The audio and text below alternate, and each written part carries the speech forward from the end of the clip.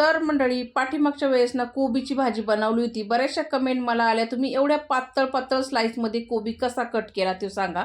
तर पहिलं तर बघा, कोबी स्वच्छ धुवून घेतलाय आणि 2 फाकांमध्ये कट करून घेऊन आहे ना, कोबीचा एक फाक घेतला आणि मस्त घट्टसर दाबून धरायचा हाताने आणि पातळ पातळ स्लाइसमध्ये कट करायचे. पहिले तर सुरीला धार चांगली पाहिजे. तर अशा पद्धतीने मी कोबी कट करून घेतलाय.